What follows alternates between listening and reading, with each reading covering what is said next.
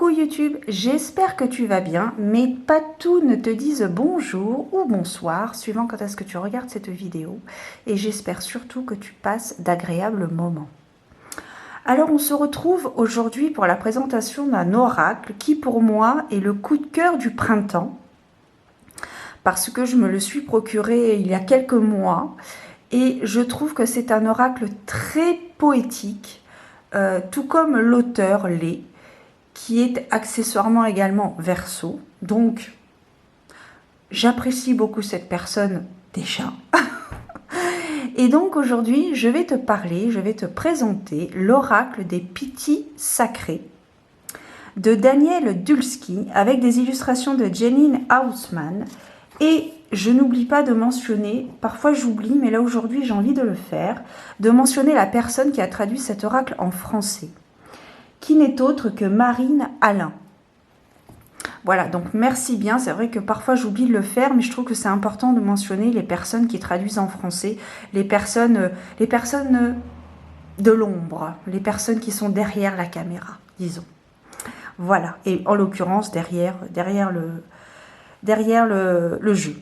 La traduction qui ont permis de commercialiser en français cet oracle. Il a été produit aux éditions Vega, du groupe Très Daniel, et donc voilà, j'ai mis un peu de temps. Je pensais avoir fait un article sur mon compte Instagram, et en vérifiant, je me suis aperçue que non. Donc voilà, j'essaie de me rattraper comme je peux en te faisant une présentation en vidéo de cette pépite divinatoire, ce coup de cœur printanier, mais pas que printanier. C'est un oracle, comme je te le disais précédemment, qui est tout en poésie. Et tout d'abord, je vais commencer par reprendre les mots de l'auteur pour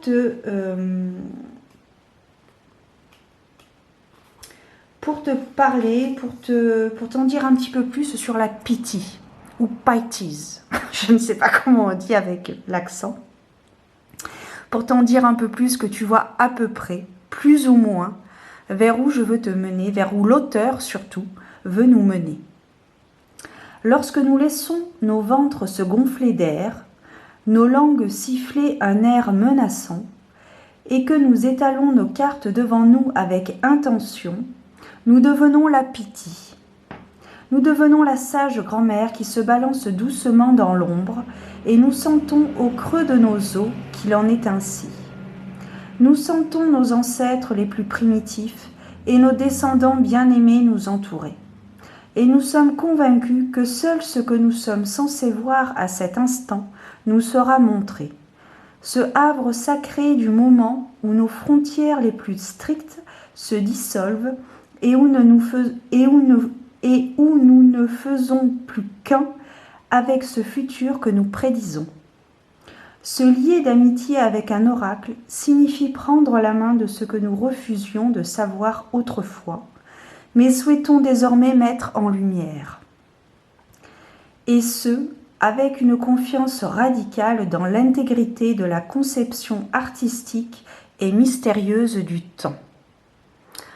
Donc voilà, après ces quelques lectures, ces quelques lignes, effectivement, tu peux t'apercevoir que nous sommes en poésie, c'est très ondulatoire. Donc c'est un oracle de 56 cartes, dont ici tu peux apercevoir le dos des cartes avec une belle illustration de Janine Hausmann, qui peut faire référence à des sigils, puisque chaque sigil représente les 4 familles de ces cartes.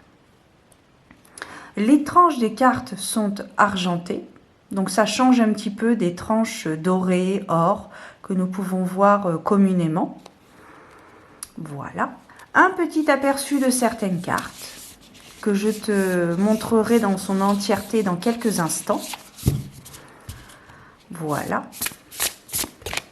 il est très très agréable à manipuler. Les cartes sont mates, hein, tu as pu t'en apercevoir, puisque là j'ai mis la wing light et tu vois il n'y a pas du tout de reflet sur les cartes, donc je préfère les cartes personnellement, hein, n'hésite pas à me mettre en commentaire ton avis, comment toi tu ressens les choses, mais moi je préfère les cartes mates, je trouve que c'est plus joli. Alors certes ça peut être Les cartes peuvent coller plus entre elles, mais voilà, à force de manipuler, comme le Dark Mansion Tarot, à force de manipuler, eh bien, on arrive à quelque chose de pas trop mal, et voilà.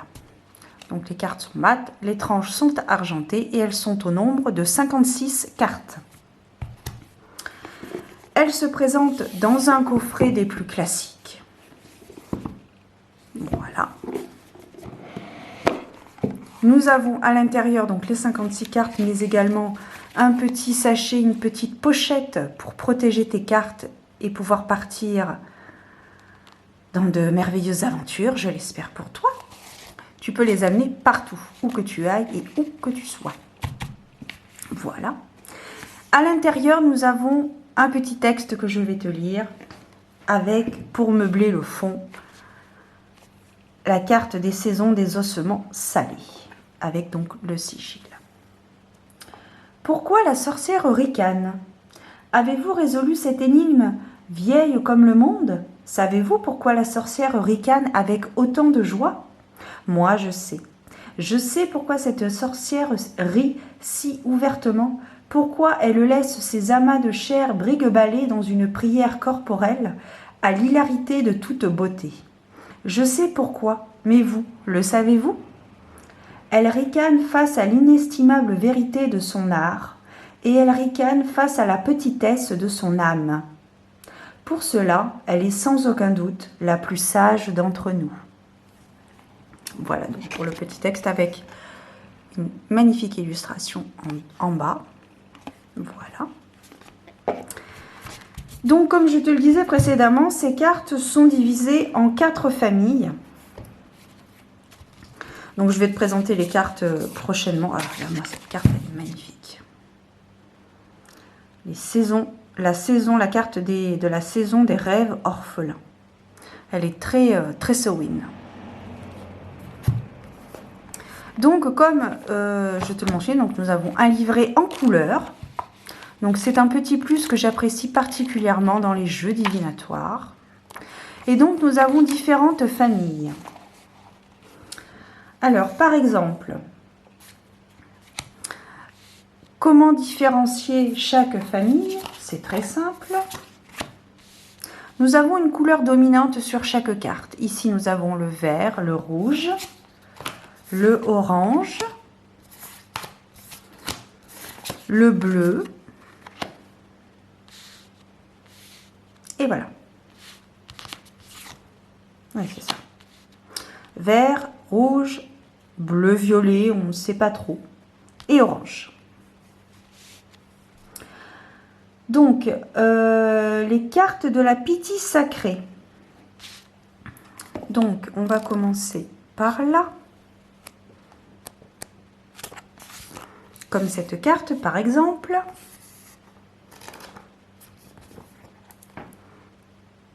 Ces cartes représentent les conseils des aînés et la sagesse des grands-mères, les aspects sacrés de votre propre psyché, qui en ont vu beaucoup et savent tout. L'archétype de la Pythie transcende l'âge linéaire et est, par essence, la partie la plus intuitive de vous-même. La Pythie est sorcière et la sorcière est vous. Les 14 Pythies sont toutes des variantes de leurs aînés.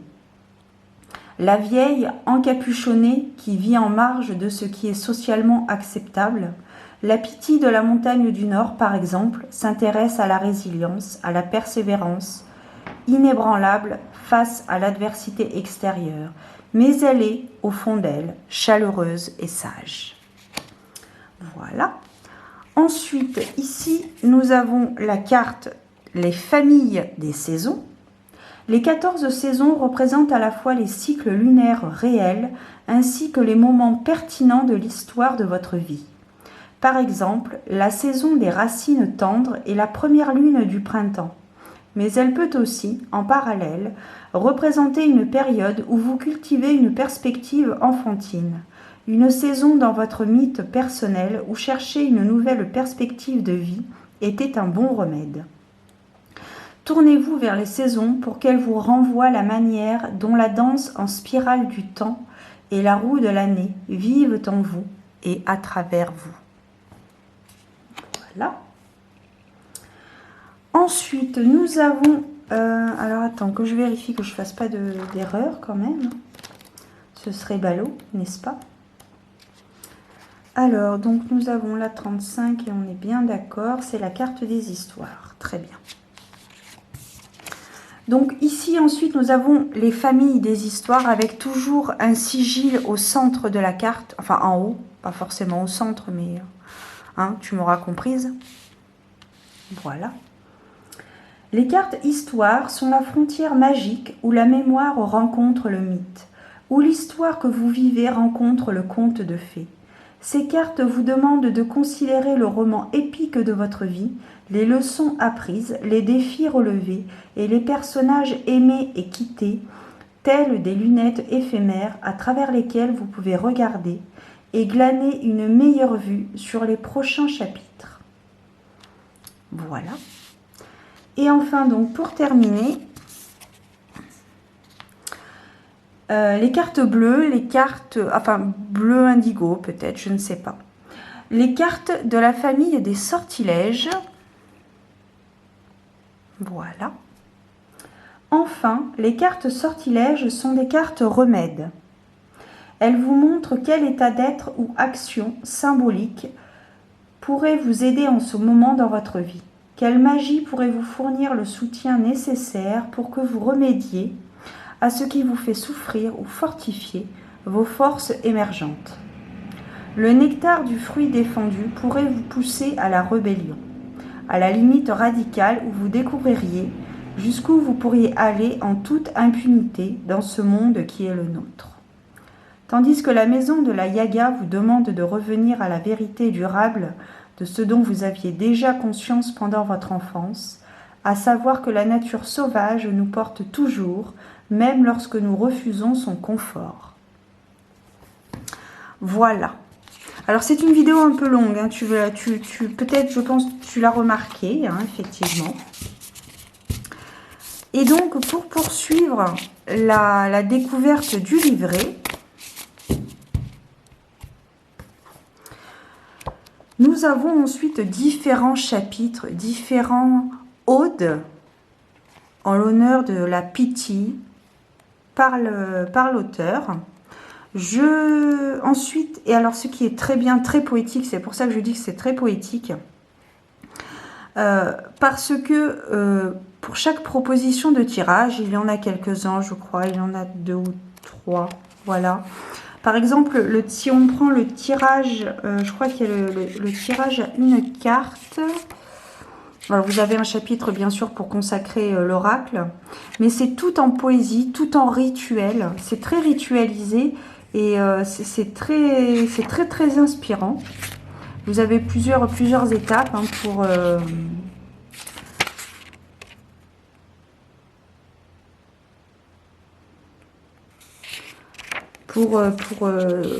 s'octroyer l'honneur de pratiquer cet oracle, ces tirages, de manipuler ces cartes. Je ne retrouve plus le tirage à une carte. Ah si, exercice à une carte. Et en fait, alors c'est une explication bien évidemment du tirage à une carte, mais il y a tout un... Il y a tout un cheminement à faire, il y a tout un exercice, hein, comme on dit, exercice à une carte. Et c'est vraiment très ritualisé et c'est très intéressant, je trouve. Vous avez également donc un tirage à 5 cartes, le tirage à 6 cartes et le tirage par couleur spécifique si vous souhaitez travailler avec une famille en particulier. Voilà. Et ensuite, donc, nous avons l'explication des cartes. Donc, dans un premier temps, vous avez un petit développement sur Grand-mère prend la parole, donc la pitié qui nous donne un petit résumé, ce qu'elle a à nous dire, hein, suivant la force. Et en plus, vous avez également un rituel du matin et également un rituel au clair de la lune. Au clair de lune. Voilà. Donc là, en l'occurrence, pour la carte numéro 2, c'est une prière. Et tout ça, donc, pour les 56 cartes.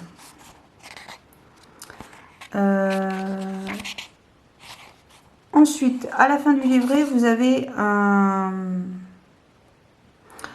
une biographie plus ou moins courte de l'artiste et de l'auteur. Donc, comme je te disais, Danielle Dulski est une visionnaire païenne, une espiègle du Verseau et une magicienne des mots. Et enfin, pour l'artiste, Janine Haussmann est la sorcière des sigils. Elle propose des rituels, des consultations sur les histoires, un travail sur les ombres basé sur le tarot, ainsi que des sigils personnalisés et des rituels d'envoûtement par la peau. Voilà, je te mettrai en barre d'informations les liens internet si tu souhaites aller voir un petit peu plus près ce que font ces artistes. Et maintenant, nous allons donc découvrir les cartes. Enfin, moi, je les connais, mais je vais te laisser découvrir les cartes si tu ne connais pas donc cet oracle. À bientôt, à tout de suite. L'archétype de la Pythie sage existe dans d'innombrables cultures, dans les mythes, les contes populaires et les légendes modernes. Elle est la vieille sage qui sait tout, l'intuitive, la guérisseuse réprouvée, ainsi que la sorcière.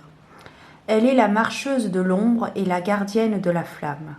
La Pythie comprend la manière avec laquelle le temps éternel se meut, et elle ne dispense pas sa sagesse gratuitement à quiconque désire ses services. Elle requiert notre reddition et notre révérence, et elle exige, en guise de paiement, notre renoncement à l'horloge. Avec l'archétype de la Pythie comme professeur mythique, nous recevons la leçon que non seulement les aînés imposent le respect, mais également que le temps est une roue qui tourne sans cesse, que la déesse va et vient entre la demoiselle et la vieille sage, entre la douce jeunesse et la grand-mère chevronnée. L'archétype de la Pythie sacrée et sainte détient un pouvoir irréfutable. Il coule en nous comme une énergie, comme une force indomptée de la nature. Imaginez que vous plongez les yeux dans ceux d'une vieille sorcière avertie. Imaginez que vous soutenez ce regard tandis que la chair de son visage fluctue entre la rondeur de la jeunesse, l'affaissement de la vieillesse, puis enfin les os, et inversement. C'est la puissance de l'énergie archétype de la Pythie. Elle est intemporelle et temporelle, et nous la connaissons tous. L'oracle des Pythies sacrées vous invite à partager une vision, à vous éveiller à la médecine de la Pythie qui traverse les âges. Les sorcières modernes ont conscience de l'urgence avec laquelle leurs sortilèges sont jetés sur ce monde blessé qui est le nôtre, et nous partageons une vision collective pour un avenir plus juste. Le travail de l'oracle peut ensorceler la culture hégémonique, c'est-à-dire la culture dominante et souvent oppressante qui résiste au changement et se cramponne à son pouvoir avec des griffes bien plantées. Le travail de l'oracle dilue le carburant avec lequel la culture hégémonique fonctionne. Et ce carburant, c'est le temps linéaire, au rythme effréné et basé sur la peur. Une perception si limitée est aussi liée à une dégradation de l'environnement à court terme, à une économie basée sur la rareté, à la suprématie des Blancs et à la colonisation, à la perte de l'innocence et de l'émerveillement, et à d'innombrables autres mots, MAUX, qui perdurent, en grande partie parce que notre lien avec la roue de la nature, avec le temps en mouvement perpétuel, a été éprouvé. Nous voici donc après la présentation des cartes. Et il y a tant de choses à dire. Là, je t'ai lu un bref. Oh bah d'ailleurs, nous avons Carrie qui en a marre, elle veut partir. Sibylle aussi, vous allez rester là les filles. Bougez pas, il y en a pour quelques instants, s'il vous plaît, vous seriez bien mignonnes. Revenons à nos brebis. Donc je te disais qu'il y a tant de choses à dire qu'il aura sa vidéo dédiée à cela, où je reprendrai les textes parce que c'est tellement beau, c'est magnifique. Donc je vais te faire une vidéo spécialement dédiée aux textes qui sont dans le livret parce que c'est vraiment magnifique et il faut entendre ces mots. Pour guérir tes mots, peut-être, MAUX, sait-on jamais. Mais c'est vraiment très très intéressant. Il mérite sa vidéo dédiée à cela. Alors Sibylle, elle n'a pas envie de rester, mais pourtant elle ne va pas avoir le choix. Hein, voilà. Donc comme tu as pu le remarquer, c'est le moment, c'est l'instant du choix du message que tu dois recevoir ici et maintenant avec l'oracle des Pythis sacrés. Voilà. Donc tu vas pouvoir choisir entre 3 pops. Nous avons ici Carrie du bal de fin d'année. Voilà.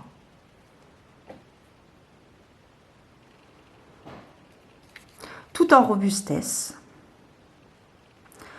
Ensuite, nous avons ici Tortue Géniale. Alors bon, si tu as 35 ans, 40 ans, peut-être même si tu as 30 ans, tu as peut-être connu Dragon Ball Z dans les années 90, dans la célèbre émission Le Club Dorothée d'ailleurs, pour les anciens. Voilà. Et donc, voilà, nous avions Tortue Géniale. Voilà. Ou alors, peut-être seras-tu plus attiré par Sibylle de la saga Harry Potter. Voilà. Je te laisse choisir le temps de mélanger, le temps que je mélange un petit peu les cartes. Voilà. Alors, normalement, tu n'as pas trop à réfléchir, hein, puisque tu dois choisir. Alors, soit tu choisis donc ton pop, Carrie ici, Tortue Géniale ou Sibylle, ou tu peux choisir aussi le chiffre 1, 2 et 3. Allez. Si vraiment tu ne sais pas lequel choisir, je t'invite à faire pause et à choisir soit ton chiffre 1 pour Carrie, 2 pour Tortue Géniale et 3 pour Sibylle, la voyante de la saga Harry Potter. Et comme je parlais de Sibylle et qu'une carte s'est retournée, je mets la carte qui a sauté. Et donc il nous reste, voilà. Il nous reste donc Tortue Géniale.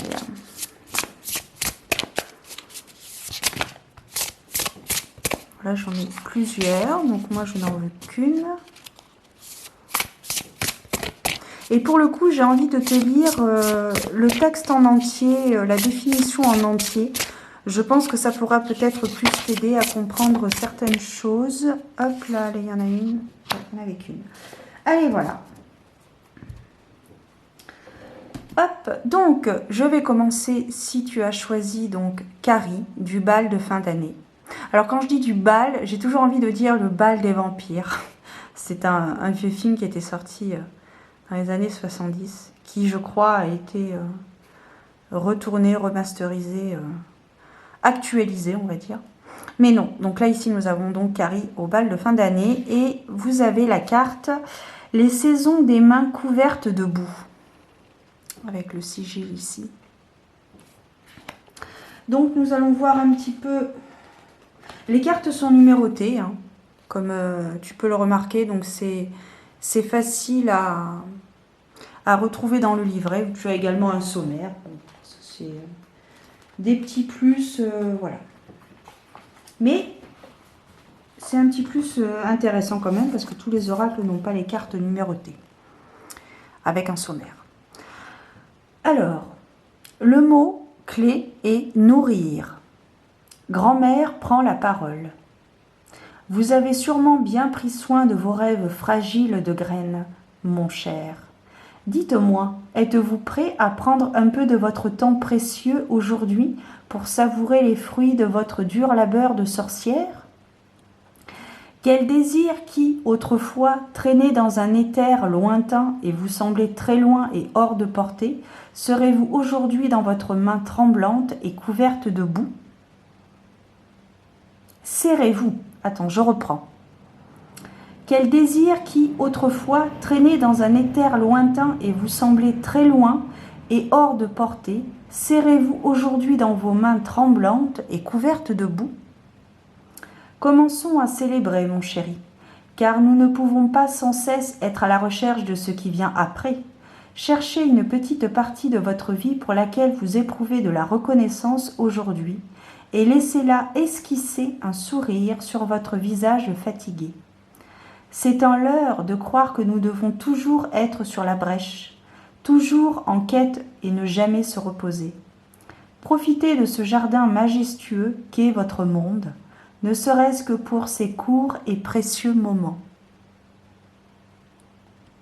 Le rituel du matin, un inventaire des désirs satisfaits. Alors que nous pourrions penser que les enquêtes et les inventaires sont l'apanage de la recherche scientifique, logés fermement dans le cerveau gauche de la logique, à l'abri du mystique et du magique, il n'en est rien. Les sorcières veulent des preuves, voyez-vous ? Les sorcières veulent savoir que leur magie est réelle, et rien qu'en regardant leurs histoires, elles verront des preuves de leur pouvoir. À maintes reprises, l'univers nous montre qu'il est à l'écoute, mais nous avons été formatés pour l'ignorer, pour rejeter ces dons de synchronicité en les prenant pour des coïncidences. En cette matinée très sainte, notez les moments où vous avez vraiment vu que votre magie existait, où vos sorts ont porté leurs fruits, où vos graines de désir ont germé et poussé jusqu'au soleil. En faisant cela, vous n'écartez pas le mérite de votre travail pratique. Vous ne dites pas que c'est uniquement la magie qui vous a offert cette récompense, mais vous remarquez la connexion entre vos souhaits, votre énergie de désir palpable et incarnée, et la manifestation qui a honoré votre monde. Le rituel au clair de lune, prière des graines à germination lente. Tandis que le jour décline, accordez-vous, sur les cycles les plus longs de votre histoire de vie, sur des relations qui ont mis des années à mourir, telles qu'elles le devaient, pour peut-être renaître à nouveau, sur les rôles durables que vous avez joués et qui se sont développés et ont porté leurs fruits, vous servant comme ils l'ont fait avant de s'effondrer avec plus ou moins de grâce dans le vide du potentiel infini. Faites une prière spontanée maintenant pour ces graines à germination lente, pour ces visions qui grandissent tranquillement et n'ont pas encore atteint l'éclat que vous pensez qu'elles auront. C'est très, je trouve que ce sont des textes très intéressants et qui amènent à la réflexion pour grandir, évoluer et comprendre. Voilà, c'était le mot de la fin pour cette carte donc. La saison des mains couvertes de boue. Voilà. Peut-être auras-tu choisi Tortue Géniale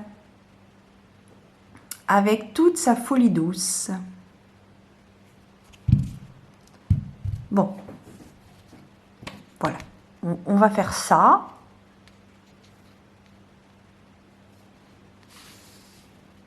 On va faire comme ça. Hein, voilà. Oui, bah écoute, si toi aussi tu tombes, que veux-tu que je te dise? Le jeu, ma pauvre Lucette. Donc, je te disais, si tu as choisi donc Tortue Géniale, le message que tu dois recevoir aujourd'hui et maintenant. Et la carte numéro 44, l'arme d'une épouse de la terre. J'aime beaucoup cette carte, soit dit en passant. Donc la carte numéro 44, c'est une carte des sortilèges, de la famille des sortilèges. Donc,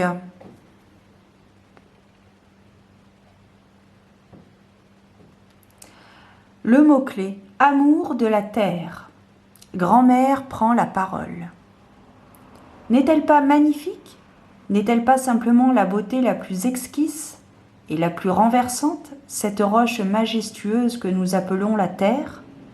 Bien souvent, je pense que notre douleur humaine est le reflet du mal que nous infligeons à la mère qui nous a portés. Trop souvent, nous oublions à qui nous appartenons. Nous rejetons notre nature de créature et nous languissons de la souffrance de ce détachement. Je me demande bien ce que deviendraient nos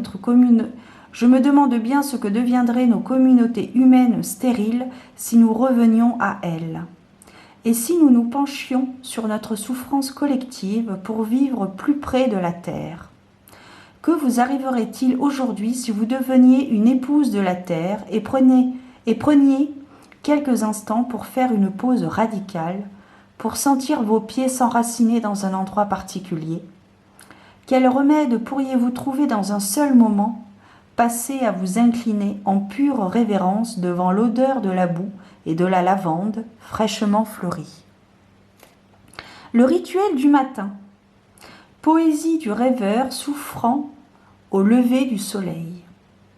Ce matin, lisez ces mots tout haut en faisant une pause après chaque ligne pour vous regarder d'abord dans le miroir et ensuite regarder le ciel éclatant. Je me suis réveillée et j'ai pleuré pour la terre aujourd'hui. Et je me suis reconnue en elle. Cette chair vieillissante qui est la mienne a été sculptée, polie et enveloppée. Ce cœur a été convoité par beaucoup. Les drapeaux des intrus ont été plantés dans ses tissus les plus tendres et des barrières ont été érigées sur ses précieux contours. Mes os ont été exploités pour leurs trésors et les rivières de mon sang, empoisonnées par les maux des malveillants. Quand bien même cette planète est dotée d'un éclat majestueux et de plaisirs extraordinaires, tout comme moi, et aujourd'hui, nous allons faire connaître notre résilience. Ainsi soit-il. Rituel au clair de lune. Sortilège du retour à l'état sauvage. Sous cette lune qui s'élève doucement dans le ciel, plongez-vous dans le sortilège du retour à l'état sauvage. Fermez les yeux, respirez profondément, fredonnez gentiment en vous balançant de part et d'autre, et imaginez la partie infime de vous-même qui veut guérir. Cette partie mystérieuse de votre âme qui n'a pas besoin d'être nommée. De quelle couleur est cet endroit qui est malade? Quelle forme son énergie prend-elle? Quelle est sa vibration? Éprouvez de la compassion pour cette partie de vous-même, puis commencez à imaginer l'ensemble de la planète, cette roche tournant et dansant en spirale sur laquelle nous vivons, et sous sa peau glaiseuse, un endroit qui souffre comme vous souffrez. Imaginez la même couleur, la même forme et la même vibration quelque part dans son puissant corps cristallin recouvert d'océan. Tout en respirant et en fredonnant, songez à votre propre blessure qui se transforme, sa couleur devenant de plus en plus vive et brillante, sa forme changeant de manière imprévisible. Imaginez que, à mesure que votre propre souffrance évolue, la zone affectée de la Terre se transforme par cette même alchimie, guérie de la même façon par votre respiration et votre mouvement. Continuez ainsi jusqu'à ce que la vision de la planète et vous-même formiez un tout. Puis allez vous coucher et reposez-vous bien, en ressentant cette parenté renouvelée avec la mer qui vous a porté. Voilà un très joli poème. Voilà. Consommer autrement. L'Aude à la lune. Ça pourrait être sympa, je pense, à faire en période de pleine lune, par exemple. Ou en cycle lunaire, en esbat classique aussi. Mais je pense plus en pleine lune. J'ai l'image que je ne dirai pas sur YouTube puisque je ne voudrais pas être censurée, même si je ne connais pas toutes les règles, mais voilà. Voilà. Dans le plus simple, pareil, toi-même tu sais. Ensuite, pour terminer, peut-être as-tu choisi la Sibylle. Et le message qui t'est associé. La pitié des chouettes grises. La carte numéro 4.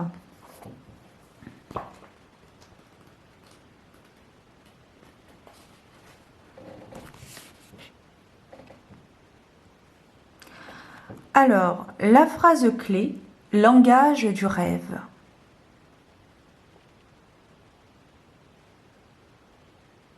Grand-mère prend la parole. Vos rêves sont les meilleurs oracles, mon chéri. Grâce à cette vieille tisseuse assidue aux yeux de hibou qui passe toute la nuit à filer, vous allez d'une histoire miraculeuse à une autre, tandis que votre corps repose tranquillement et que votre souffle et votre cœur font leur propre musique. À votre réveil, vous vous souvenez de quelques bribes insignifiantes qui ne semblent pas avoir de sens, jusqu'à ce que la lumière du jour vous révèle clairement que vos rêves sont riches de sens. Malgré tout notre scepticisme, nous ne pouvons refuser la magie longtemps. Vous êtes appelés à vous tourner vers vos rêves maintenant, car ils vous montrent beaucoup sur qui vous êtes et ce qui peut arriver. Cette petite tisseuse de rêves fait de son mieux, mais elle a besoin de voir que cela vous importe de résoudre ces énigmes merveilleusement intelligentes qu'elle vous soumet nuit après nuit. Vos langages ne correspondent pas, voyez-vous. Vous devez apprendre à vous comprendre, vous et cette fileuse. Elle veut que vous déchiffriez son code, elle veut que vous receviez vos cadeaux, et elle veut, par-dessus tout, dans l'immensité de ce monde fou, que vous buviez votre remède onirique. Rituel du matin. Remerciez la femme tisseuse de rêves. Au réveil, prenez note de ce dont vous vous souvenez de vos rêves, surtout et particulièrement si ce dont vous vous souvenez semble insignifiant. Écrivez ces petits messages. Recevez-les comme s'il s'agissait d'un gâteau, comme s'il s'agissait d'un cadeau de votre tisseuse de rêves intérieurs, même si c'est un cadeau que vous n'êtes pas encore en mesure de comprendre clairement. Entourez les mots ou expressions pertinents dans l'archive de vos rêves. Aussi près de votre lit que possible,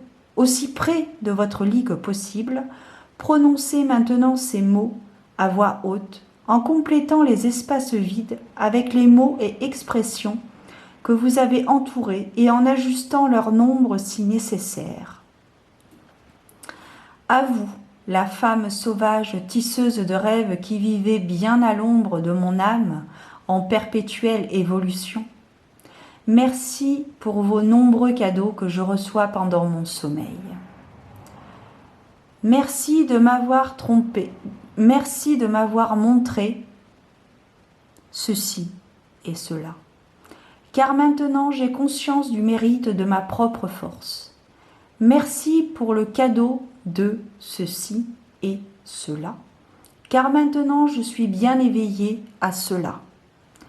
Jusqu'à ce que nous nous croisions à nouveau, webmaster de mon inconscient, vous avez ma reconnaissance.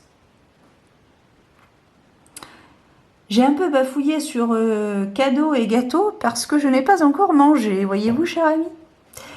Bien. Alors, reprenons. Rituel au clair de lune, se préparer à un sommeil médicinal. Les hiboux sont de puissants symboles d'intuition, de prophétie et de langage onirique. Et l'armoise est un puissant allié du rêve. Si vous avez la possibilité de trouver de l'armoise fraîche qui pousse près de votre maison, demandez la permission à la plante sacrée de lui prélever une tige ou deux. Vous pouvez également vous procurer de l'armoise séchée chez un herboriste local. Que vous ayez de l'armoise fraîche ou séchée, enroulez-la dans un tissu et placez-la sous votre oreiller. Lorsque vous basculez dans le sommeil, imaginez que vous plongez votre regard dans le miroir noir des yeux d'un hibou et demandez le message onirique dont vous avez le plus besoin en cette période de votre vie. Sentez la vibration de l'armoise près de vous et faites confiance à cette herbe mère pour vous aider à vous rappeler ce dont vous avez besoin de vous souvenir. Voilà les amis, c'était le message. Le dernier message qui t'était envoyé. Donc, c'était pour la présentation de l'oracle des Pittis sacrés. Je te remercie d'être encore là, si tu es encore là, parce que c'est vrai que cette vidéo aura été longue, par choix. Mais que veux-tu? C'est le jeu de la vie. Voilà, j'espère que ça t'a intéressé, ça t'a peut-être interpellé. Peut-être que ça a éveillé en toi des curiosités divines, des curiosités divinatoires, des curiosités mystiques. N'hésite pas à me mettre en commentaire ton avis, ce que tu penses de cet oracle. Si toutefois mon contenu t'intéresse, eh bien je t'invite à t'abonner à ma chaîne. C'est entièrement gratuit. Je reviens progressivement. Et si cette vidéo t'a intéressé, t'a plu, eh bien je t'invite également à faire un petit pouce bleu. Bon, là il est rose, mais il est bleu sur YouTube. Voilà, je te souhaite de très belles choses. Prends soin de toi, de ta santé physique et de ta santé mentale. À très bientôt. Ciao.